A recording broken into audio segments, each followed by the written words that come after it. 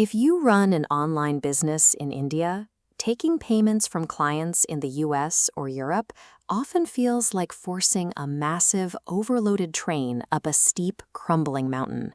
You are pushing international volume through infrastructure not built for it.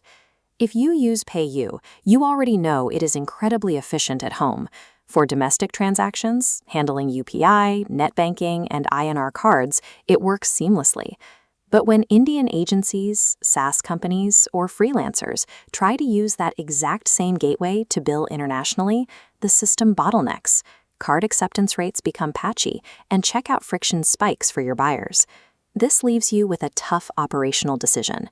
Do you accept the hidden costs of a domestic-first gateway simply to keep all your transactions neatly organized on a single dashboard? That convenience comes at a steep price. By keeping everything under one roof, you surrender 4 to 6% of your gross international revenue to fees. This quadrant chart breaks down the payment gateway landscape. PayU sits squarely down here, highly domestic, and for cross-border payments, highly expensive. Up in the top right, platforms like Playto Pay operate with low costs, but require managing a dual-stack system. Sticking blindly to a single payment provider is a costly mistake. We are going to strip away the marketing claims to show you exactly where your money is going and evaluate the specific infrastructure you actually need to bill globally. Let's look at exactly what happens when you process a standard $5,000 international credit card transaction through PayU. This chart maps the real cost. PayU advertises a 3 to 4% stated card fee. Then a forex markup layers on top, adding 1.5 to 2.5%. Your true all-in cost lands between 4 and 6%, the hidden tax of omni-channel convenience. High fees aren't the only bottleneck. PayU's international onboarding can stall for weeks, and it lacks the product depth required for specialized cross-border checkout tools, like Apple Pay at flat rates or international buy now, pay later options. There is also the administrative headache. As an Indian business, you need a foreign inward remittance advice, or FIRA, for compliance. PayU provides some documentation, but it doesn't cleanly auto-generate a FIRA for every single transaction. PayU is a comfortable system, but its opaque pricing makes it an expensive compromise, silently eroding profit margins every time an international client hits pay. This is where cross-border first infrastructure like Playto Pay enters the equation. Looking back at our chart, Playto Pay operates on a completely flat 4% rate for international cards, Apple Pay and Google Pay. Notice the forex markup space is completely empty. There is zero conversion spread. Playto Pay also solves the compliance problem through automated FIRA generation, instantly handling the required paperwork for every cross-border payment directly to your Indian bank. The operational trade-off here is setup time. To gain automated compliance and save up to $125 per transaction, you must complete a 24 to 72-hour KYB process to run a second platform. If you are hesitant to adopt a completely separate platform, there are legacy domestic alternatives like razorpay International and Cashfree International.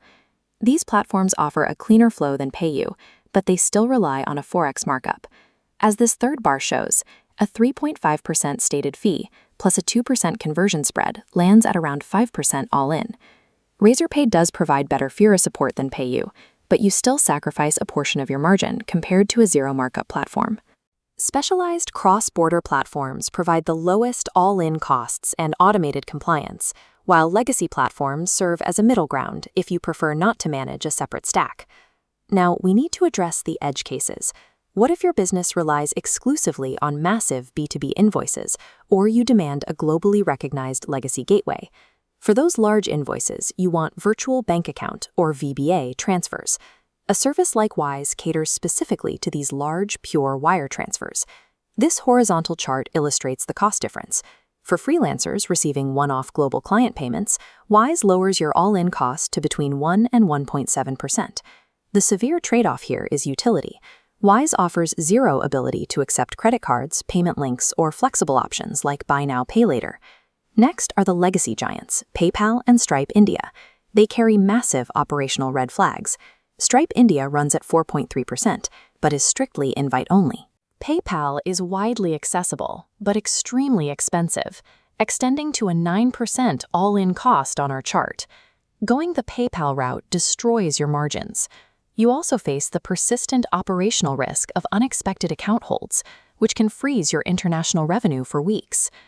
Relying on legacy global names or pure wire services forces you to choose between damaging your cash flow with higher fees or ruining the checkout experience for buyers who expect to pay by card. To scale an Indian business globally in 2026, you have to abandon the do-it-all single gateway. You need targeted payment stacks.